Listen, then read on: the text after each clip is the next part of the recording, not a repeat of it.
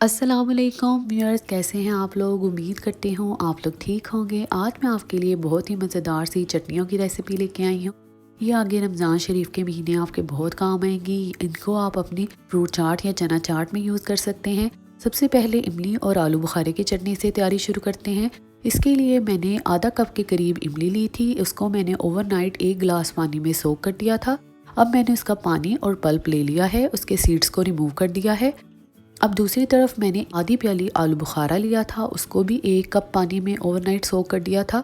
उसके भी मैंने सीड्स को रिमूव कर दिया है और उसका पल्प और पानी ले लिया है।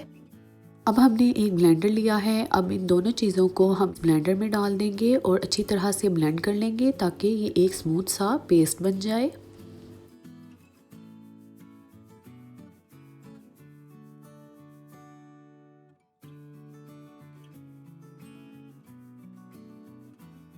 अब इमली और आलू बुखारे का स्मूथ सा पेस्ट बन गया है। इसको हम सॉस पैन में डाल देंगे। सॉस पैन में डालने के बाद आपने इसको थोड़ा सा हिलाना है। 2 से 3 टेबलस्पून इसमें मैं ब्राउन शुगर के डाल रही हूँ। आप चाहें गुड़ या सफ़ेद चीनी भी डाल सकते हैं। 1 टीस्पून के बराबर मैंने इसमें भुना हुआ ज़ीरा और आधा टीस्पून इसमें सुर्ख कुटी हुई मिर्च डाली है। यहाँ पर आपने इसमें हाफ़ टी स्पून के करीब नमक ऐड करना है, लेकिन मेरी इमली में ऑलरेडी नमक मौजूद है, इसलिए मैं नमक नहीं डाल रही। अब आपने इसमें साथ साथ चम्मच चलाते जाना है और पकाते जाना है। इसको इतना पकाना है कि ये थिक हो जाए। आप चाहें तो इस स्टेज पे इसमें कॉर्नफ्लोर भी ऐड कर सकते हैं, लेकिन मैं इसको पका के ही थिक कर रही हूँ। देखिए, ये हमारी मज़ेदार सी थिक सी इमली की चटनी रेडी है। आप इसको ज़रूर ट्राई कीजिएगा। अब हम अपनी अगली रेसिपी की तरफ बढ़ते हैं। अब हम हरे धनिए पुदीने की मज़ेदार सी चटनी बनाएंगे, जिसको हम चना चाट या फिर समोसा चाट के साथ इस्तेमाल कर सकते हैं। इसके लिए मैंने 2 से 3 टेबलस्पून इमली आलू बुखारे का पल्प लिया है। आधा बंच के करीब मैंने इसमें हरा धनिया और आधा बंच मैंने पुदीने का लिया है।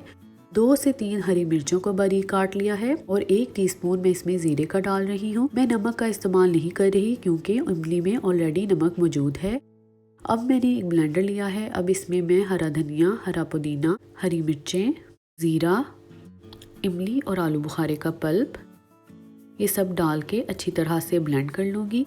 बस आपने इसको ब्लेंड करना है और हमारी मज़ेदार सी हरी चटनी रेडी है। आप इफ्तार में इसको समोसे या पकोड़ों के साथ सर्व करें। आप चाहें तो इसमें थोड़ी सी दही भी डाल सकते हैं। ये बहुत ही मज़ेदार लगेगी। अगली रेसिपीज़ के साथ हाजिर होंगे, तब तक के लिए अल्लाह हाफिज़।